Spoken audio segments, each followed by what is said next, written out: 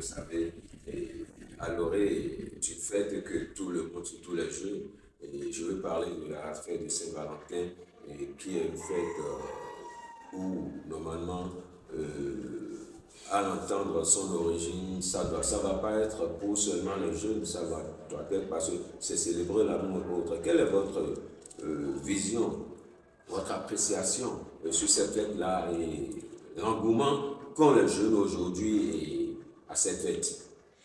Vous savez, la fête n'est pas seulement pour les jeunes.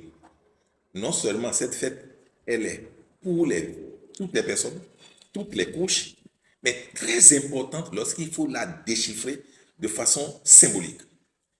On nous invite à la loi de l'amour. Le Saint-Valentin n'est pas seulement je t'embrasse, tu m'embrasses, je te fais bisous, c'est pas ça. C'est tout l'univers qui est invité à la loi de l'amour. Ce n'est pas pour rien. D'abord, tout numérologue vous dira 14 veut dire amour en numérologie. Et c'est parce qu'il faut commencer l'amour entre deux personnes qu'ils ont mis ça le 2 février. Donc deux personnes. Donc l'amour reliant deux personnes. Jusqu'à ça va s'élargir. Donc je dois apprendre à t'aimer. Je dois apprendre à aimer ceux qui sont proches de moi.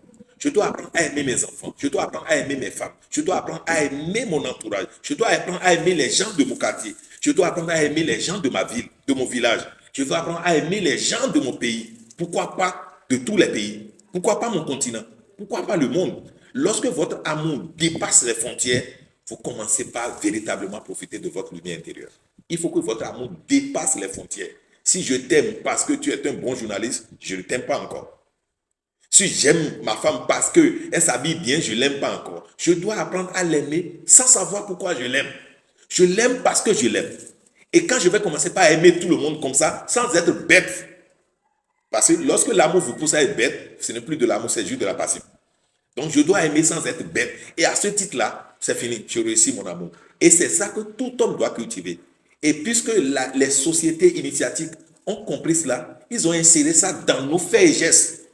Et nous le faisons seulement comme ça. Vous allez à la plage après une fête d'amour, vous voyez des préservatifs, des déchets de préservatifs un peu partout, pensant que ça s'arrête seulement aux préservatifs. Non, la Saint-Valentin ne s'arrête pas aux préservatifs ni aux baisers.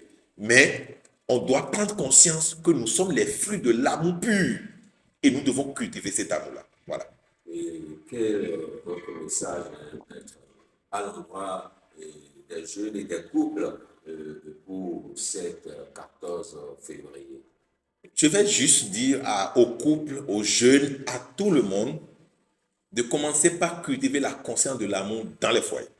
Et s'il y a des foyers qui sont divisés, c'est une occasion pour ces foyers-là de commencer par déposer les armes, de se pardonner mutuellement, que les enfants pardonnent leurs parents, que les parents pardonnent les enfants et que les parents même se pardonnent.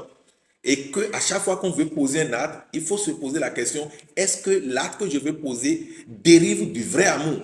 Vous pouvez dire oui sans voir les entourages, parce que c'est la conscience qui voit. Votre oui peut avoir un tic devant une autre personne, mais vous auriez fait à cause de l'amour. Et progressivement, ça va se cultiver. Puisque tout ce qui est fait avec amour réussit toujours.